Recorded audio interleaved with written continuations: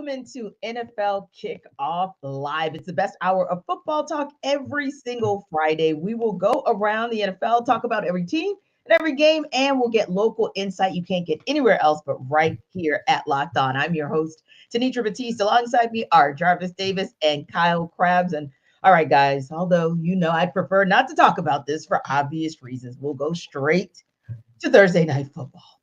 God. Okay, all right. I've got myself together. I promise. But anyway, I don't think my team had themselves together because the Steelers just absolutely crapped the bed, no pun intended, last night in losing to yet another 2-win team, that of the New England Patriots. So now you're kind of looking at a situation where, great, the Patriots are off the schneid. They get a win, whoop-de-doo. But ultimately speaking, it just feels like trouble in paradise, meaning Pittsburgh. But on the same token, it might make for some interesting or intriguing updates to the situation for the Patriots as far as where they might go in the draft. So with that said, the report is that the Bears might be looking to draft Caleb Williams, trade Justin Fields. And now that the Patriots have won that game, Kyle, that may actually impact where they go in the draft. But first things first, before we even talk about the draft, let's just talk about that ish show that was that Thursday Night Football game, the 21-18 Patriots win over the Steelers. I want to know what happened. We just got done throwing Pittsburgh a parade for getting 400 yards offense 2 weeks ago. And then you can lose at home to Arizona, who's 3-10, and the Patriots, who are 3-10 now as well. And I get it. Kenny Pickett's out for this game. Mitchell Trubisky looks like Chicago. Speaking of Chicago Mitchell Trubisky, or at least the one down the stretch. Nothing going, no comprehensive reads. You could see the wide receivers are pulling their hair out through their helmets during the play because of just how incohesive this offensive effort was. And I mean, you give some credit from clawing back from 21-3, but how does this defense get in a position to be down 21-3 with what New England's offensive attack has looked like the last couple weeks or months? So a disaster turn of events for Pittsburgh, who, they're coming off the win against Cincinnati. They won that game on the road. And you said, okay, now here's the point where we could really clinch a winning season, and another one for Mike Tomlin. And now you're floating around 500. 3 of your last 4 games are on the road. This might be the year it doesn't happen for Mike Tomlin. And I know there's kind of some rumblings right now around it would a mutually agreed upon change be best for all parties here at the end of the season, just because Pittsburgh's felt like they've kind of plateaued. And this is as bad as it gets. I mean, last night was a rough watch if you were a neutral fan just watching that football game. Yeah, and imagine if you're not a neutral fan, how painful that watch was, because, I almost tapped out, and then the Steelers scored a touchdown, and then I got excited all for naught. But a couple things there, like you said, TJ Watt got banged, and that kind of affected him for a little while. Alex Highsmith had an injury as well, I think to the neck. So that was kind of a challenge, if you will. But hey, DeMonte KZ and all you other people who were on that field, other than that one person, I know, Jarvis, you would love me if I hit that KZ. But, there were guys who they made plays, like Michael Walker did make a play, former Falcons, DeMonte KZ, but there were just too many moments where they didn't make plays or they didn't finish a play like it could have or should have been finished. And that was a part of the challenge that Minkah Fitzpatrick called out across the defense and the entire team post-game. But like you said, also the offense, it was just painful because there was George Pickett, Jarvis, there, free. There was Deontay Johnson in position to take it to the house. You can't put the ball where it's supposed to be, and you can't make the decision in your reads. Your decision was to take off at the wrong time when the right guy was open, and that is a recipe for disaster. But I do want to piggyback on what KC says before we go into the draft talk, and that's this. I do think that this might be a situation where, I know we've got 4 games left in the season, but Mike Tomlin and his regime may have really hit the plateau. And I think this may be an Andy Reid situation where you just mutually agree to part ways. It doesn't mean by any stretch of the imagination that Tomlin's coaching career in the NFL is over. He'll have a job the next day. But it just may mean that the road in Pittsburgh for him has in all likelihood come to an end, because maybe not so much of a rebuild, but this darn sure feels like a reset. Yeah, it's definitely going to be a reset, because I really feel like it's time. And that's not an indictment against Mike Tomlin, because, things, it's like a marriage that, the fire is just all gone and people just kind of really sticking around for the kids. It's just like, all right, I love you, babe. Oh, I love you too. Oh, you never had a losing season. Oh, okay, that's fine. We're gonna bounce back and get into the playoffs, but we ain't got a chance to really win it all. Yeah, that's fine too. So I think now you're starting to move into a situation where, okay, let's figure this thing out, because at the end of the day, I think we all can agree that Kenny Pickett is not the quarterback of the future, right? So if there's a situation where you start losing games and you get into a position where you might be able to get one of those guys, one of those quarterbacks, there's going to be a lot to choose from in that first round. Do you really want to try to, use this same regime who just fired their offensive coordinator, who probably shouldn't have been the offensive coordinator coming into the season, because a lot of people were calling for their heads. I know you were, T. So now it's like, all right, I don't want this regime picking my quarterback of the future, because everybody understands what the situation is there. So I think if you mutually part ways, and I think you're also correct too, T, because Mike Tomlin, he will have a job, and I know we're going to talk about it later here, and I have the perfect spot for him, where he could take over, and I'm pretty sure there'll be Super Bowl contenders almost immediately if they're able to make that hire. Indeed. And Kyle, that kind of segues into that talk about the draft, because I think Jarvis makes an excellent point. One of the downsides of the winning records that Mike Tomlin has had, especially over the decade and a half since the Steelers won the Super Bowl, is you're middling. So you keep landing middle to late first round, and that's how you look the rest of the rounds.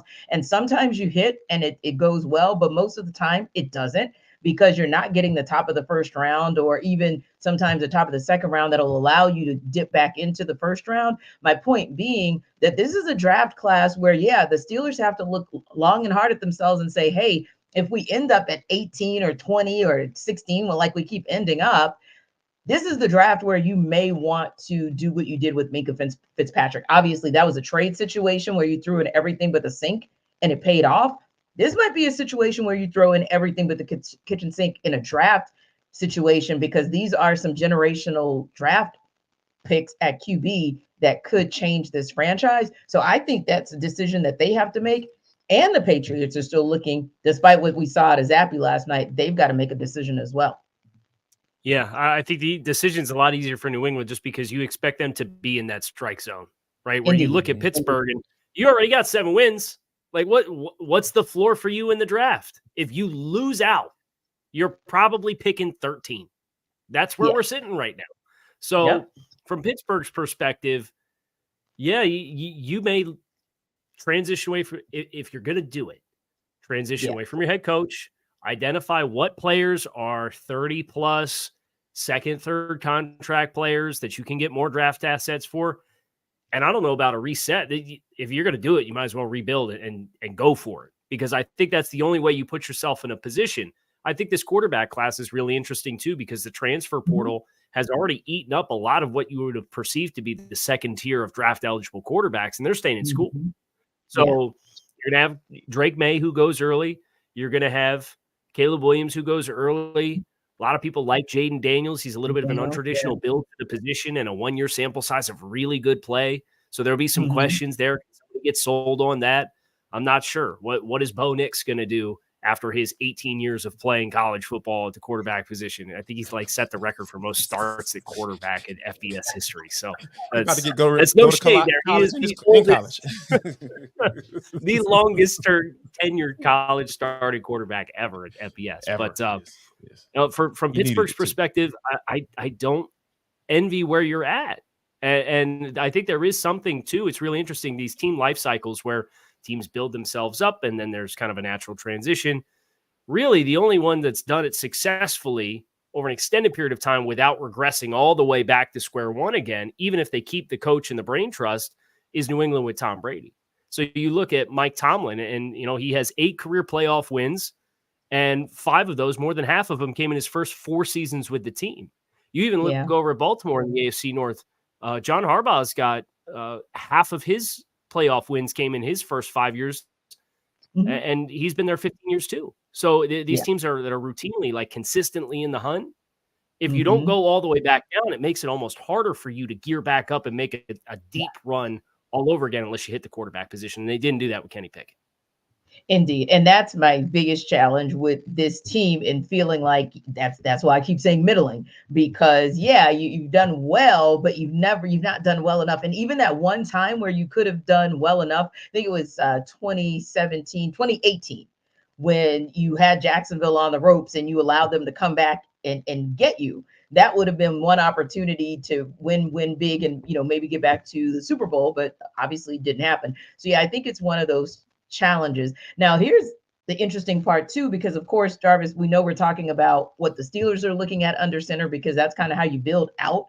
And we know what we're talking about with the Patriots and how they build out. But an intriguing guy that, of course, we've been looking at for well over a decade, because he's born and raised in the Atlanta metro area.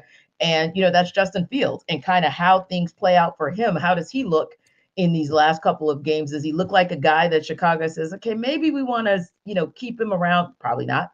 But if not, where does that guy go? Because with the Kenny Pickett, if you don't land here, you'll probably land, in one more spot. You'll be a backup at them, and then maybe you get to show somebody that maybe you are viable as a potential starter.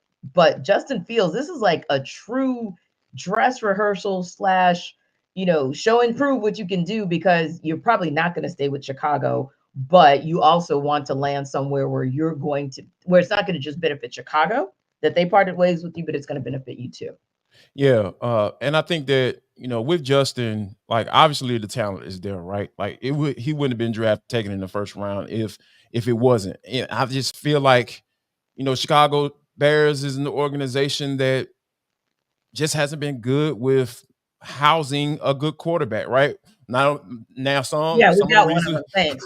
right.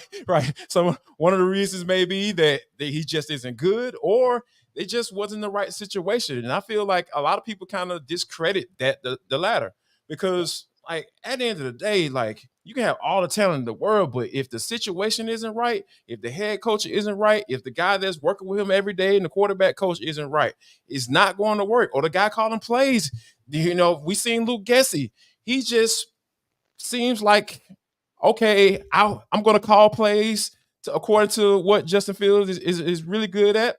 And then, okay, in the first quarter, but then after that, I'm just going to try to make him a pocket passer. Like, it's just not, like, you're making yourself look bad when you do stuff like that. As a play caller, you looking incapable, because at the end of the day, it's all about the pros and the Joes, but, like, the X's and the O's have to fit too. So you have to make it fit. And I think that with Justin, I really feel that he can, with a second chance at another spot, with the right situation, with the right coach, and the right surrounding talent, I really feel like he can get it done. Because I know a lot of people will look at, Sam Darnold and Baker Mayfield and say, oh yeah, that never works. But Sam Darnold got a second round pick. So if Chicago wants to trade him, they're going to be able to get some good compensation for him. And I feel like Justin, in a different situation, maybe even down here in Atlanta, because we know Arthur Smith is really good with reclamation progress. Kyle, you're familiar. Ryan Tannehill, he made him look like a capable quarterback. And I think that Justin is a little bit more talented than Ryan Tannehill, in my humble opinion. So I feel like the situation is right for Justin as he goes down. All he got to do is just continue to, try to go out there and put some good tape out there. Yeah, and Kyle, I look at the situation that's going on. Not that we didn't know that Tua Tagovailoa was capable of what we've seen him do this season, but again, right circumstances, right staff around you, right players around you, and you can not only look like a good quarterback or a solid quarterback, but you'll really be able to show your greatness. And that's maybe what a Justin Fields is lacking. Still doesn't have the right talent around him, definitely doesn't have the right coaching staff around him. And it just seems like he's in an organization that's just, they can't figure it out. They just can't get right. And so if you can't get right as an organization, I don't think you're going to get this guy right either. Yeah, so there's a lot of hands in the pot here, right? As far as running a football team, running an offense. And the phrase that stands out to me was an interview that I did a few years back with Jordan Palmer, the quarterback coach and private trainer. He said teams bust on players more than players bust on teams. And you look at this environment that Justin Fields was put into, and Tanisha, you invoked Tua Tagovailoa and what that was like with Brian Flores, who was a career assistant at New England. The only quarterback he ever knew was Tom Brady. The only offensive line coach he ever knew was Dante Scarnecchia. Those are like Mount Rushmore of their respective crafts at the NFL level type of players and coaches. And he comes to Miami and he's got 4 offensive line coaches in 3 years. He has 4 offensive coordinators in 3 years. Jim Caldwell was in and out after a singular cup of coffee before training camp even started. He said, no, thanks. I don't like where this is going. So he stepped aside. And then Mike McDaniel comes in and it's a stylistic fit and they tailor what it is. And you've seen like peaks of it with Chicago, like down the stretch last year after the first 2 months of the season.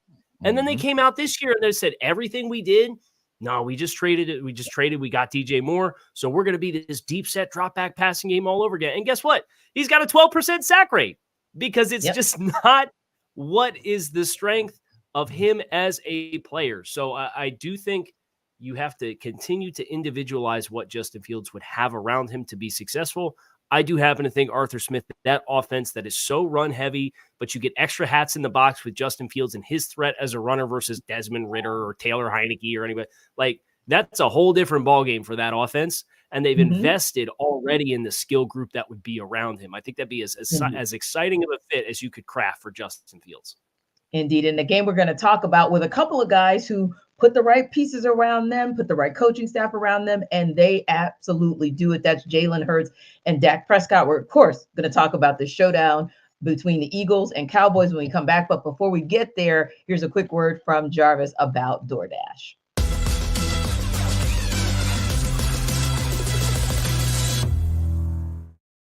Listen up, guys. Jarvis Davis here for DoorDash. This episode of the NFL Kickoff Live Show is brought to you by DoorDash.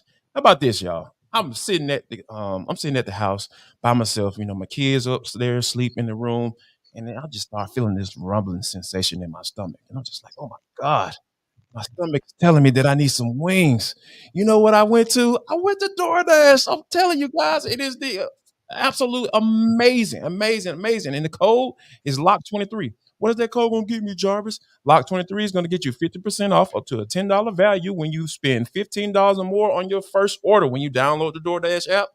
Drop that code in there, LOCK23, and you can satisfy that hunger in your stomach right now. I'm telling you, it was so amazing. I'm telling you, it is so easy, and then it's so easy to use. And when you think about, you know, when you're watching the games and you're trying to figure out what you want to eat, DoorDash it simplifies it for you guys. All you got to do is just pull out your Lucky Charm jersey and order your favorite apps and snacks on DoorDash because football season is rolling right along. And if you haven't tried this out, I promise you need to do. So here's what's about to go down. I need you to go to download the DoorDash app, and you're going to get 50% off up to $10 value when you spend $15 or more on your first order. When you download the app, enter the code LOCK23. That's code LOCK23, LOCKED 23, and go ahead and satisfy that hunger.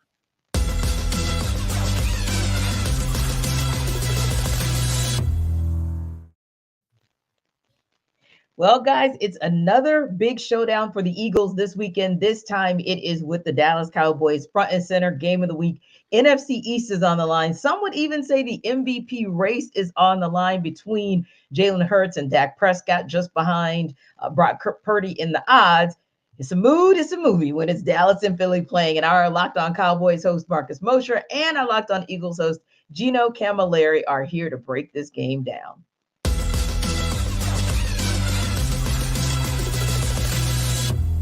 I do think this is a big Brandon Cooks game at home in a dome on a fast track against some older corners.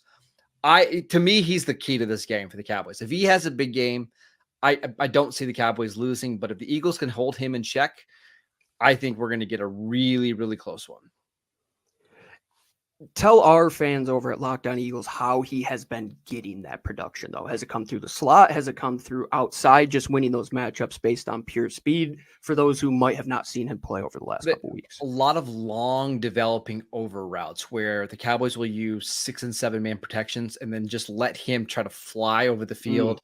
mostly in man-to-man coverage. What they're trying to do is find your slowest corner, get him matched up one-on-one, get him free releases off the line of scrimmage. But I also mentioned he's been somebody who, when the Cowboys get in the red zone, he's gotten more red zone targets than what CeeDee Lamb has gotten because he is so quick off the line of scrimmage, and teams typically like to play a lot of zone. He just has a great feel of where to settle down in zones. To me, he's the X factor. I get, if the Cowboys can't get him involved early, I won't be surprised if they struggle a little bit on offense.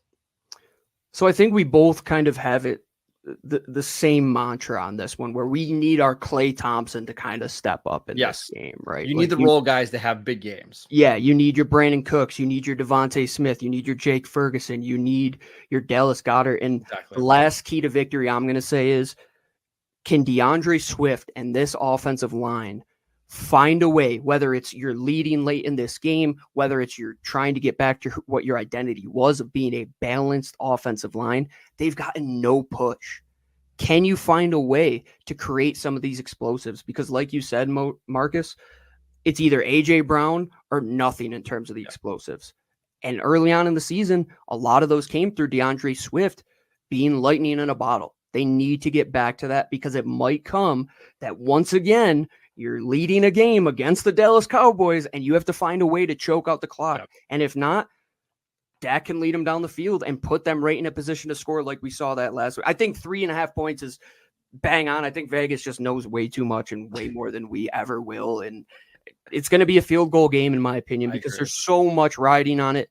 And just as a neutral fan, like, you're welcome once again. These two teams are just what people want to see. As much as you might hate them and talk bad about them and create your crappy narratives, you guys love watching the Cowboys and Eagles, no matter what you say. Plus, the Cowboys are wearing their awesome all-white uniforms on Sunday night. It's going to be absolutely. Ooh, those are going to be pretty on Sunday Night Football.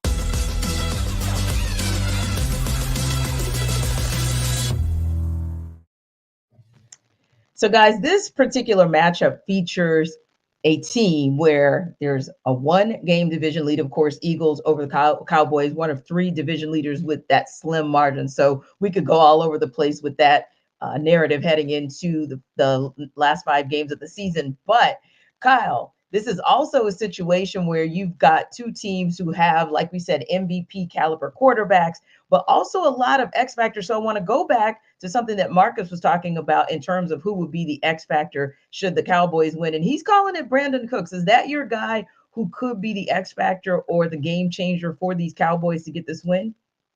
Yeah, I certainly think coming into this season, you expected to get a certain caliber of production from Brandon Cooks. And for the first month and a half of the season, he was MIA, like nowhere to be found. And you're wondering, did Brandon Cooks get washed this offseason and we all didn't get the memo or what? And then lo and behold, they start finding ways to get him involved in the offense. And it's coincided with Dak Prescott and this emergence of this 6 consecutive games, I think it is, with multiple touchdown passes, which is the longest stretch of his career, and playing at a caliber that has put him right at the front of the MVP conversation as we go into December. So I certainly think that's an element for Dallas that if they have that component humming, even if it's only a couple shots throughout the course of the game, this feels like an more explosive plays wins the game type of contest in my mind between these 2 teams, because they're capable of haymakers. You saw Philly really get bottled up by San Francisco at home last week, and San Francisco just hit home run after home run after home run, and a lot of it came after the catch. So who's your guy that's going to have the speed and help create those chunks? If it's Brandon Cooks, whether they're vertical routes, whether they're deep over routes, and he's turning up the far sideline after he catches the ball, I do think that's a great place to point to for Dallas. Yeah, not only yards after the catch, but really yards after contact as well, Jarvis, because, Deebo Samuel and Christian McCaffrey were out there bulldozing folks. And from a yak perspective, from a yards after the catch, I was wondering if Darius Slay had gone back to Detroit and, maybe we missed that flight that he'd taken because, he was absentee last week. But if you look on the flip side for the Cowboys, they're looking to break a streak because really in the East, you don't have back-to-back champions. You have to go back to the early 2000s where the Eagles won 4 in a row to see a back-to-back. That's how competitive this particular division has been. But the Eagles have swooned a little bit over these last couple of weeks, right? Even when they won, sometimes it felt like it was on the struggle bus. Granted, against the Chiefs, and granted against the Bills before, the slaughtering that was the 49ers game. But who's their X factor? I mean, one person that I think Gino may have mentioned was Devontae Smith, but could be DeAndre Swift as well, depending on which direction you think would win this game for them. Who you feel like is their X factor in order for the Eagles to kind of get back right? It has to be Jalen Hurts in my eyes. Because here's the thing, because he looked weird last week, holding on to the football for so long.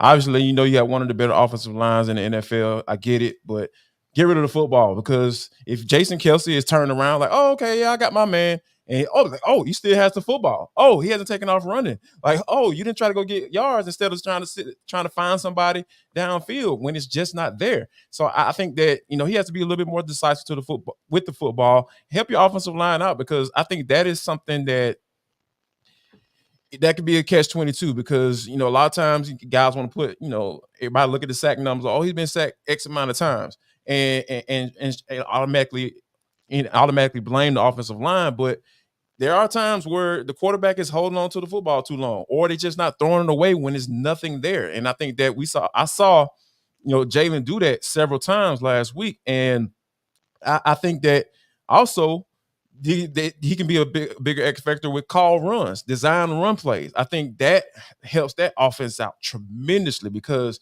once you start getting guys coming down, dropping 8 men in the box, and you start seeing that single high safety, and then for some strange reason they try to maybe even single cover AJ Brown on the outside. Those are things that I feel like Jalen can take advantage of. You make the reads a little bit more simpler.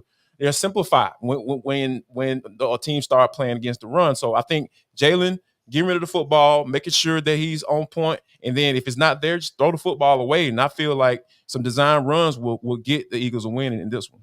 But do you think maybe the Eagles have gone away from that because low-key, obviously they wouldn't tell us the truth, but he's not quite his 100% self. And so the explosiveness that they could expect from him in those run design plays, maybe it's not there because he can't run like Jalen can run. And maybe that's a part of the reason he's holding the ball, because he's like, he knows that he can't be his explosive self on the ground. I think that could be a factor. But here's the thing. If you're out there, if you're putting him out there, if there's nothing on the injury report saying that, hey, he's dealing with X, Y, Z, or hey, he's questionable, I have to go off of what I see. And I see that you all need to call some design runs for you, because you have the offensive line to do it. Go ahead and do it. And I think that, turn around and handing the football of DeAndre Swift, that helps as well. And, he can be a little inconsistent sometimes, and that's why he's not in Detroit any longer. But those are some of the things that you're going to have to do. If you're putting them out there, I feel like, hey, I don't want to hear about it. Like I got Hugh Douglas up in Philly. He's just like, hey, man, show me the baby. If you out there, show me the baby. Show me the production. Get the win. Prove to people that, hey, you deserve this big boy salary that you got. All those things come into play when you're going out there each and every day, and that injury report is clear. I don't want to hear it, to be honest with you. Yeah, and that's kind of the tough part. But you think about, too, Kyle, and as good as Dallas has looked as far as that offense is concerned, 41-35. And I'm not saying that the Seahawks can't produce. I'm just saying that 41-35 against the Seahawks is 41-35 against the Seahawks. So it's one of those where could this possibly be a shootout where a team like the Eagles maybe arguably have a better defense than maybe the Seahawks have? Then if it becomes a shootout, that could be a possibility for them to still get a win here. Yeah, I thought it was interesting, but because you came into this game with Thursday Night Football with Dallas and Seattle last week, and Seattle's a team, they want to run the ball, right? They don't have Kenneth Walker. Well, they end up having Zach Charbonnet that steps into the primary role, has 19 carries for 60 yards. If you told me Dallas held Zach Charbonnet to 19 carries for 60 yards, you'd feel really good about it. But it was the physicality of DK Metcalf. It was his ability, how involved he got early. So I'm looking over to AJ Brown, and if I'm Philadelphia, you got to have a certain element of that. But one thing that Seattle did try to do is they still tried to run the ball, even though the averages weren't there. And to go back to what JD was talking about, as far as DeAndre Swift and the Philadelphia Eagles, you go all the way back to week 2. And do you remember how much Philadelphia struggled in the first half against Minnesota? And they had all these exotic looks on the front. And then about halfway through the second quarter, they said, oh, hey, you know what? You got 2 defensive linemen on the field. We're going to pound the rock. And DeAndre Swift gets 28 carries, 175 yards, takes like sole possession of the RB1 role in Philadelphia. And since then, he's only had a handful of games where he's even had 20 touches. Yeah. Like this is a guy that's amongst the most productive backs weird. in the league. And, right. And what game was it? Was it the Buffalo game or the Kansas City game that like he didn't even touch the ball in the first half at all? And you're like, what is going on? This is like the second best rusher from a statistical standpoint in the NFC, and he didn't touch the ball. And then lo and behold, he starts touching the ball. You're ripping off 6, 7, 8 yard, 9 yard runs, and Philadelphia found its rhythm again offensively. So you got to find a way to distribute the ball all around. But I think balance for Philadelphia against Dallas defense will help give them the opportunities to have those one-on-ones for that big physical guy like A.J. Brown to do what DK Metcalf was able to do to him last week. Indeed. And KC, if you had to make a prediction, a bold prediction, who walks away with this win? Do the Eagles put some distance between themselves and the Cowboys in the NFC East? Or is this a Cowboys game where they're now going to get in position to possibly control their own destiny? I want to pick Dallas. Dak is 30-8 against the NFC. That is rare, Kyle. Not a lot of people ever like to do anything in favor of Dallas, but okay. But I cannot help but think that the worst thing Dallas could have drawn was Philadelphia getting their butts kicked. And I think Philadelphia, after the game that they played last week, with an opportunity to retain control and effectively smother the NFC East, I think Philly finds a way. And I'm picking Philly in a close game to get it done. JD, who you got? So my dad is a lifelong Dallas Cowboys fan. Please don't ask me how. Grown up in Atlanta all his life and all that stuff. But we had a conversation. He was just like, Jarvis, we're gonna get a win this week. I was like, man, I don't know, man. But I was like, and then when you think about it and kind of really dig into it, like I think that Brandon Cooks piece, what Marcus brought up, was absolutely amazing. During that 4-game winning streak, 20 catches, 300 yards, and 3 touchdowns. Almost double the production of that first month and a half of the season as a Cowboy. So I think finding another weapon that Dak can depend on outside of CeeDee Lamb, I think that's the formula. That's the juice. That's that recipe everybody look forward to eating on Thanksgiving. Like, okay, we're coming over to the Cowboys' house because hey, they found the right recipe. Their offense is cooking, and I think that Dak is making a MVP candidacy. So I'm picking the Cowboys, T. I'm picking them. I'm picking them, and I might be wrong. More than like I'll be wrong because it's the Cowboys. But I'm rolling with the Cowboys. I can't deny what I'm seeing right now. Exactly, because Cowboys are gonna cowboy. But the Eagles, I think, as long as that secondary shows up a bit better than they did last week, and they do everything that KC just prescribed, I picked them for the win. Speaking of picks, we're going to tell you and sell you why on the other side. But before we do that, Jarvis is here to sell you on Prize Picks.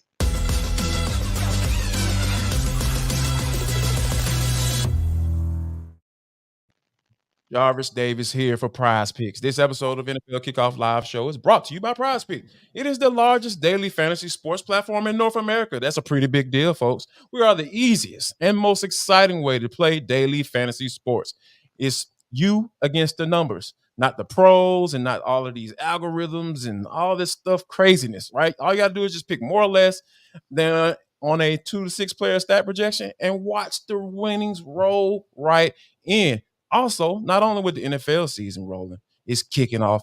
Basketball season, guys, is right here. And now you can pick combo projections across football and basketball from the Specials League, a league created specifically for combo projections that includes 2 or more players from different sports or leagues. For example, LeBron James on the plus Travis Kelce had a 10.5 combo of 3 points made plus receptions.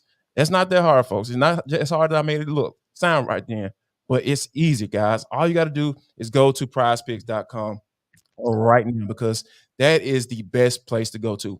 All right, here's the website. Go to prizepicks.com/lockedonnfl. Prizepicks.com/lockedonnfl and use code LOCKEDONNFL for a first deposit match up to $100. And folks, Prize Picks is daily fantasy sports made easy.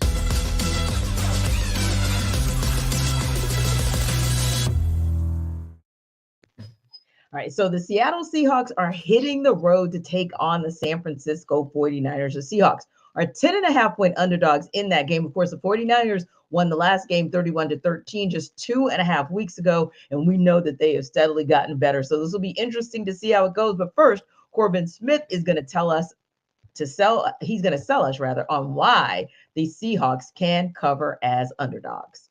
Looking for their first win against the 49ers since 2021, the Seahawks will head to Levi Stadium for a must-win rematch against their division rivals on Sunday afternoon. This is Corbin Smith, host of the Locked On Seahawks podcast. The Seahawks will enter Sunday's rematch against the 49ers as 10.5-point underdogs, and honestly, that feels a little bit low considering how much San Francisco has dominated this series over the last 2 seasons. None of their previous 4 encounters since the start of the 2022 season have been decided by under 15 points, with the 49ers winning all 4 of those matchups, including a 31-13 victory at Lumen Field just 2 weeks ago. For the Seahawks to have any chance to cover that spread or potentially pull an upset on the road at Levi Stadium, the offense is going to have to build off a solid outing in Dallas where they scored 35 points and put up 5 touchdowns. The offense has only 3 offensive touchdowns in their last 4 games against the 49ers combined. The run game is going to have to be solid. They're going to have a play-action game working off of that to take advantage of their receiving talent. As for the defensive side of the football, missed tackles have been a major problem against the 49ers, including a bunch of missed tackles against Christian McCaffrey a few weeks ago. They have to get him to the ground. And they have to limit explosives. They gave up 7 explosive pass and run plays in the first half alone in week 12. If they're able to cut that number in half and potentially create a turnover or 2, the Seahawks can give themselves a chance in a game that few expect them to be competitive in this upcoming weekend. Our guy Corbin pulled absolutely no punches. All right, Jarvis, I'm going to ask if you can maybe wrap your arms around little Tink Tink and give me a path to winning for the Seahawks. Sorry, little Tink Tink. It's time to go home. Take your little ball and go home because the Seahawks just, they're on 3-game losing streak. They lost to the Cowboys. They pushed them to the brink. Don't get me wrong, but I think just, with Kenny Walker being out, Kyle, I really feel like Charbonnet is a drop-off. It's a pretty decent drop-off when you talk about, the type of running backs that they bring to the table. And the way the San Francisco 49ers have been playing, they just seem different. I know they've been, going to NFC championships and just being that type of team. But ever since Purdy came back and that man, that man that plays left tackle, number 71, Trent Williams, yeah, this team is different. And Debo Samuel, those guys, when you have those guys coming back into the fold, this is a different team. Those guys are playmakers, and you just see how Kyle calls plays just like who's going to get the rock, and there's nothing you can do about it. So, yeah, I feel like Seattle is about to get ready to go into a buzzsaw. The 49ers are riding high because we know all of the hoopla and drama that went into that game against the Philadelphia Eagles and how they were able to, talk that talk and walk that walk. Yeah, I feel for the Seattle Seahawks right now because this is not a good matchup for them given the circumstances. Well, Kyle, I'll let you come back with that one because, no lies told right there. No lies told. Yeah, so for Seattle to win this football game or keep it within less than a touchdown and a field goal and cover 8.5 points, I really think they have to force multiple turnovers and then you score 35 points. Okay. The obvious talking points to acknowledge, but the hardship about doing that, and give them credit, they just scored a bunch of points, 35 points against the Dallas Cowboys last week. They get a little extra rest coming into the game. JD talked about Trent Williams, Debo Samuel, that stretch of injuries.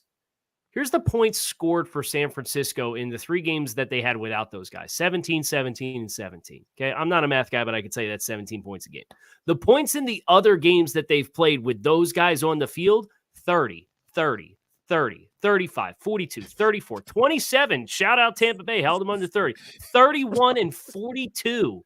They are rolling up the points. And oh, by the way, outside of that 3-game stretch where they had 7 turnovers without Trent Williams and Deebo Samuel, they have 3 turnovers this season offensively. San Francisco has 3 turnovers in the games that they play with Trent Williams and Deebo Samuel on the field. It's December. They have 1 turnover in the month of November. So, like, Seattle is just going to have to get this totally uncharacteristic performance that San Francisco has not done with their guys all season long. And if they can do that, hey, there's your selling point to covering 8.5 points. Yeah, and my mind went to the only way it would possibly happen. And sometimes you are so on mission to prove yourself. I think the 49ers are so on mission to prove that they belonged in the Super Bowl last season versus the Eagles that maybe an emotional letdown may allow the Seahawks to sneak in and get this game. But other than that, yeah, it's going to be a tall order to even cover the spread. Now, in a battle between top tier quarterbacks, the Kansas City Chiefs host the Buffalo Bills on Sunday afternoon. The Chiefs are 1.5 point favorites in that game. And here's Ryan Tracy from Locked On Chiefs to tell you why the Chiefs can cover that spread. The key for the Kansas City Chiefs to cover the spread and get a win against the Buffalo Bills is straightforward. Keep it simple, silly. Don't get overly complex. Don't go outside your wheelhouse. Stick to what works. I'm Ryan Tracy from Locked On Chiefs, and that's where we are this week. For the Kansas City Chiefs, it starts with the run game. Isaiah Pacheco has been missing in action at practice, but could be available for the ball game itself. His backups, Jerick McKinnon and Clyde Edwards-Helaire, will be ready to go. And they've been much more successful at running the power run block scheme lately that they'll be able to double down on and attack the Bills on the ground. That sets up the pass game, which has been a struggle. It comes down to this. In order to move the ball, you have to feed Travis Kelce first and foremost. The plan will be to take him away. So where do you go after that? Rashee Rice is the emerging talent that will be the number 1 wide receiver, and you have to feed him.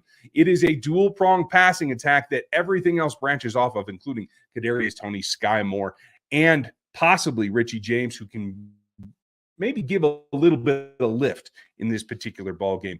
All that goes down to protecting Patrick, giving him time in the pocket, not making him wait till late in downs to try to make something happen. On the opposite side of the ball, it's about containing Josh Allen as you do a contain rush. You're not going to get the super exotic blitzes. You don't want to flush him unnecessarily. He went for 9 for 81 last week on the ground. You don't want to trigger that. But the trio of pass catchers is going to be a great matchup. L'Jarius Sneed should travel with Stephon Diggs all over the place. That will leave Gabe Davis outside against a couple of young corners, as well as Khalil Shakir, who's been hot on and off of late, against Trent McDuffie. I feel great about that matchup, and I think Shakir isn't going to be someone who's going to be able to break this game open with McDuffie all over him. So it will come down to Gabe Davis, and more importantly, Dalton Kincaid and how he attacks the linebacker level that might be without Drew Tranquil, might be without Nick Bolton. It's down the middle in this game for the Buffalo Bills. It is Dalton Kincaid against those linebackers, Khalil Shakir against those safeties once he breaks loose, as the safeties will be with Mike Edwards rather than Brian Cook, who's out with injury as well. And that's how the Chiefs can get it done this week against the Buffalo Bills. And when you think about that game and who could or may not have an impact on the game, unfortunately, we just got word that Isaiah Pacheco is, of course, out for this Sunday's matchup. And that's a critical component because, yes, it's great to get Clyde Edwards-Helaire back, but on the same token, it's always been kind of a 1-2, if not 1-2-3 punch when it comes to the run game for the Kansas City Chiefs. So, I mean, Jarvis, how do you think it's going to impact them not to have Pacheco out there this Sunday? Oh, it's gonna be a tremendous in my eyes. I mean, let me start off by saying this: they're gonna count on Jordan to get the job done. Patrick Mahomes. He's Michael Jordan in football right now. That's kind of where I know we've been throwing that term around a lot lately.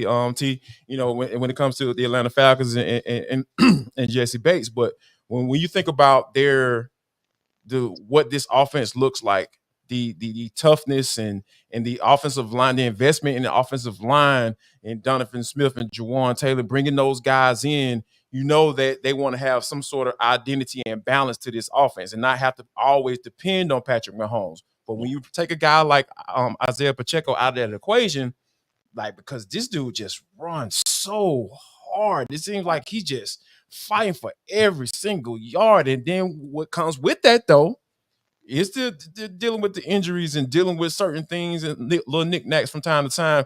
And this offense just looked different without him in that equation. So I think that you're going to have to essentially, lean on your MVP quarterback to be able to sling the ball around the yard, and you hope and pray that those wide receivers, they step up and they make those necessary plays, because Pat is going to find those guys, and they have to be able to catch the football and make a play with it. Yeah, and although it was, of course, a loss for the Chiefs against the Packers earlier this week, you got 18 carries and 110 yards from Pacheco, 6.1 averages yards per carry, and across the entire season, 4.4. So just showing that consistency of what he brings to the table, or will not be able to bring to the table this weekend. But KC, when you look at this matchup with the Chiefs being 1.5-point favorites in that game, tell me, do you believe that the Chiefs can cover that spread? And if so, how do they cover the spread? I absolutely think they can. I think the challenge for Kansas City is Buffalo is fighting for their playoff lives here at 500 at 6-6, and they put a really good effort forward offensively against Philadelphia. The overtime game, Jalen Hurts brought them back and pushed them to 6-6, and just about everything since the bye has been a nightmare for Buffalo. And it'd be really interesting to see how they respond to the story that came out about Sean McDermott this week, and Von Miller and his off-the-field issues that manifested during the bye week as well, with some really ugly allegations there, and we need more clarity there as well. But for Kansas City's perspective, we're talking running backs, we're talking wide receivers. Can we throw Travis Kelce the damn football? What are we doing here? I'm watching this Green Bay game, and you scored 19 points. Travis Kelce, I think, had all those receptions in the first half of the game, it felt like. You're sitting here, these possessions down the stretch, you're like, all right, they got to get something going. Let's move Travis Kelce around a little bit and get him the football. He caught 4 passes. And you're looking at Kansas City's last month offensively and all these stretches of games where they're not scoring any points in the second half of these games. Go back to Denver. No, he had 6.4 yards per target. He had 9 targets for 6 catches, 9.7 yards per catch. Miami caught 3 passes for 14 yards. Philadelphia, they scored 17 points. Got 7 for 44. He got a touchdown, but it was 4.5 or 4.9 yards per target. Yeah. And then he has the big boom against Green Bay early in that game. And then they're trying to come back and win this football game. And we're just static with Travis Kelce. We're not moving him around. And I get he's going to command a lot of attention. But you're coming into this game, Buffalo doesn't have Matt Milano, and Micah Hyde and Jordan Porter look a step slower than what they've been in the past. Get Travis Kelce involved in the middle of the field, move him around, get him the football. And if you do that, I think you do win the football game, but they just really haven't been doing it the last month for Travis Kelce.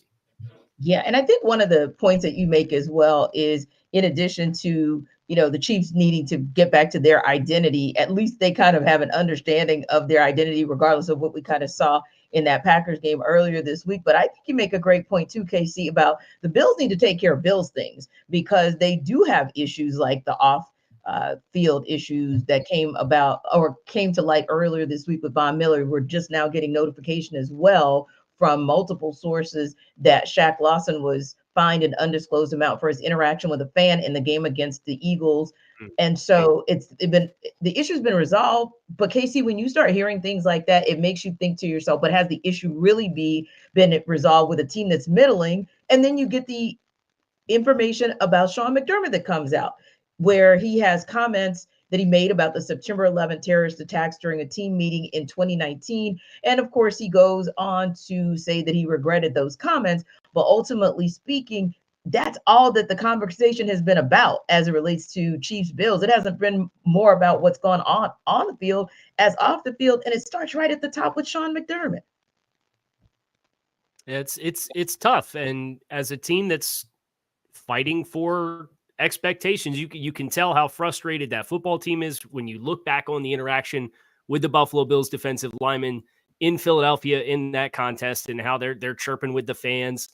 And I think there's a lot of things that Buffalo has that they can point to feel like they can win any game that they step on the field with. But so many of their wounds this season have been self-inflicted, whether it was the 4 turnovers in the season opener against the Jets, or 12 men on the field for the missed field goal against the Broncos that cost you another football game. Like, you just have perpetually shot yourself in the foot. 20 seconds not going to get points on the field when you had a timeout in 20 seconds with Josh Allen at the end of that game against the Eagles. Yeah. So all of those things now compounding, you see the frustration that's being acted out on the sideline, and now you have distractions coming into this game. It's a really unenviable place, and it's going to go one of two ways. Buffalo's going to come out and they're going to be as channeled as they've ever been, and they'll put a good effort forward, and they'll find a way to win this football game, or they're going to get waxed. And I don't think there's a lot of room in the middle.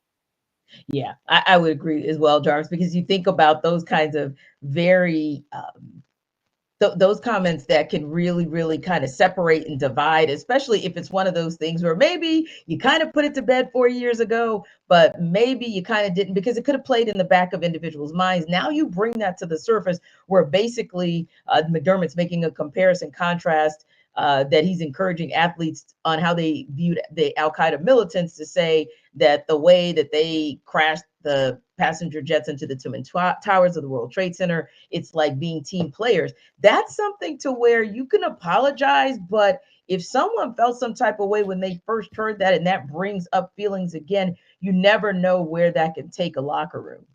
Absolutely. And I think I know where it could take it. It's lost. He's lost his locker room because when things like this get out, when you have players griping at each other on the sidelines and don't really care about what it looks like, because, a lot of times locker rooms, being in the locker room, like there are so many different personalities, right? Like a lot of people from different backgrounds, people who probably wouldn't even be in the same room with that person if they weren't playing football. Like football does, it puts a lot of different type of people in the same place. And I think that there's a certain, sacredness that goes with it that, whatever goes on within that, you don't let it get out. And so when stuff like this starts to come out, when whatever sources, said that he said XYZ and he has to explain himself, that lets you know that he knows that he's losing this locker room. And then when things like this start to happen, that means he's lost it. And I think that, when you have all the off the field stuff going on, I talked about when we first started this show, organizations that you hear more about off the field stuff than on the field stuff, that's not a good sign. That means they're a bad organization. And the Buffalo Bills ownership, they don't want to be looked at as that. They feel like they're Super Bowl contenders. They have a Super Bowl capable of winning quarterback in Josh Allen. So I think right now, Sean McDermott, needs to start counting his chickens because this may signal the end for him for sure.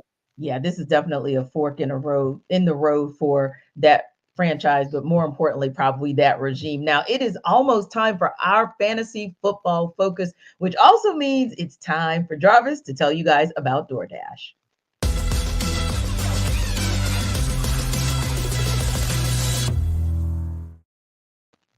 Jarvis Davis here for DoorDash. I need you people to get prepared before game day. Stock up on your favorite appetizers and order all your tailgate gear on DoorDash. Then get ready to watch your team win. Just start talking about the Bills. I don't know if y'all gonna win, but yeah, you can watch your team and have a good time regardless of the result and get you some good food. I'm talking about all of your favorite restaurants and stores, from retail to grocery, are on the app, so you can shop everything you need to get game day ready. I know me, I might try to fire up my grill on Sunday because I want to watch the Falcons and see what's going on. You know what? I want to give me some wings. I want to fry them bad boys up. So, I'm going to go on a DoorDash, find my little neighborhood grocery store and order me some flour, give me some seasonings, get some oil. I need some good oil so I can fry those wings up. And then, and guess what? I haven't even left my house. So here's what I want you to do. I want you to do the same. All you got to do is go to DoorDash and you're going to get 50% off up to a $10 value on your first order when you spend $15 or more when you download the DoorDash app and enter code LOCK23. That's code LOCK23, LOCKED 23, subject to change, terms apply.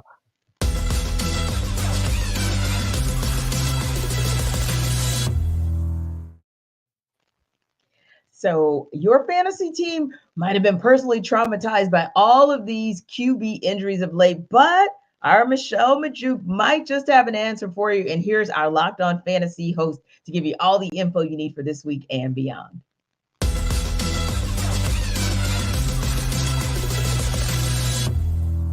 Are you a victim to your fantasy quarterback going down with an injury and need a quarterback to play in week 14 or even for the rest of the season? I got you. Here are 3 quarterbacks that you should consider picking up and playing, at least for this week. So first up being Vikings quarterback Joshua Dobbs. I know it was brutal, before their bye week, right? He threw 4 interceptions in week 12, and then the Vikings had their bye week. But don't forget, weeks 8 through 11, he was killing it for fantasy. He was averaging over 22 fantasy points per game. He was a quarterback 6 in fantasy during that span. And now he gets the Raiders, Bengals, and Lions over the next 3 weeks, all really solid matchups for him. So I think Joshua Dobbs is a guy you can pick up, play this week, and also just count on for this whole long run of stretch here for the rest of your fantasy season. Another quarterback to consider is Jake Browning of the Bengals. I know we've only really got to see him in one full game, but it was amazing, right? He put up nearly 27 fantasy points in week 13, 4th most on the week by any quarterback this last week. And he just has so many great weapons to rely on. Jamar Chase, Joe Mixon, T. Higgins, Tyler Boyd.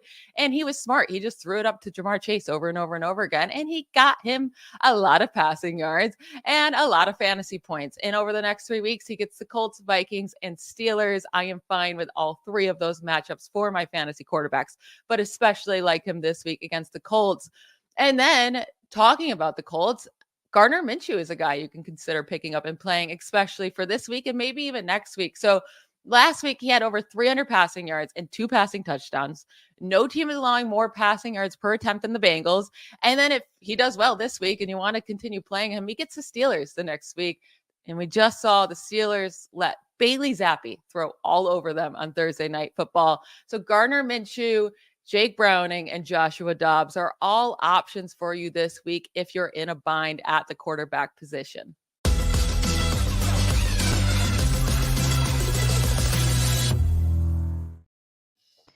Wow, that must be some kind of bind if you are going to go with Dobbs, Minshew, and Browning, Casey. Whoo, is your fantasy? A lot of jobs out there, T. Right. In quarterback position. There's a lot of jobs. I understand. Right. So I'm like, okay, this goes back to what Jarvis said earlier, Casey. Are we looking for pros or Joes to add to our fantasy football team? Yeah, well, out of the ones that Michelle gave, the one I don't want to touch is Josh Dobbs. I've seen Cinderella when I was a kid, and I know when the clock strikes midnight, that carriage turns into a pumpkin, right? And that performance was so bad against Chicago, like did not know what way was up. And they were considering benching him during the bye week. It came out and said that he was going to retain his starting job. Thanks, no thanks for me on Josh Dobbs. I think Jake Browning's the one to go with just from take the one with the weapons in the passing game. Indianapolis, Gardner Minshew's done a nice job. He's able to move around, get off his spot. But at the end of the day, that's a team that wants to run the football. You saw what it looked like with Zach Moss before Jonathan Taylor came back, and then Jonathan Taylor came back. And that's kind of the identity of that football team. The identity of this Cincinnati offense, even though Chase Brown has given a little bit of extra life into the run game, they're built to throw the ball. So take the guy who's built to throw the ball, who's thrown to elite targets. That would be my choice, would be Jake Browning. Yeah, because I almost got like feeling some type of way, Jarvis, a little triggered with Josh Dobbs. Like, dang, like we let him go. And then I was reminded, oh yeah, we let him go. So as the Steelers, but yeah, I think you make a great point, KC. I mean, Jarvis, if you have Jamar Chase for one, that you can just toss the ball all around the football field to, you might want to go with that guy if for no other reason. He's going to be the guy who covers all the ills that might happen and make Browning look even better. And you know what? To be honest with you, like we even got a little glimpse into this, like once the Cincinnati offense got rolling, because we know Joe was dealing with with his injuries earlier in the season. Then they just start saying, hey, you know what? We just gonna get the ball out of his hands. We're gonna throw these quick screens. We're gonna dump it off to Joe Mixon, and guess what? You could do the exact same thing with Jake Browning, because that stuff is simple. It's simple, and it caters to the ability of your quarterback. Now, you can throw the football down the field, true enough, when the opportunity presents itself. But like the game plans going from here on out have to be, hey, get the ball in your playmaker's hands, whether that be turning around and handing it off 25 times or 25 to 30 times with your running back combo, or you getting the ball to Tyler Boyd, you getting the ball to T. Higgins, who's back, and then Jamar Chase, who won the best wide receiver in the NFL. So all of those things, it's just set up perfectly for Jake Browning going forward, and the Bengals should be able to take advantage. Hey, KC, as we wrap up here real quick, what's that one game you have your eye on this weekend? I think I'm looking at Indianapolis and Cincinnati as far as that AFC wild card race when you consider you've got the 5 seed is 7-5 and the 11 seed in the conference is 6-6. You got a ton of teams that are just smashed together. Half of them are going to miss the playoffs. And that's a head-to-head matchup at 1 o'clock that's going to have a lot on the line for the AFC conference. Indeed. How about you, Jarvis? Do a quick, what's your game to watch? Got to be Falcons Buccaneers. This is the game the playoff game within the playoff game. And this is for the title of, hey, we're the best team in the worst conference in the NFL. Let's see. On that note, a lot of cool matchups that are going to be some decision-making games for how these playoffs play out, both in the AFC and the NFC. Thanks again, guys, as always, for stopping by NFL Kickoff Live. It is the best NFL talk you can get anywhere. For Jarvis Davis, Kyle Krabs, I'm Tanisha Batiste. We will see you next week.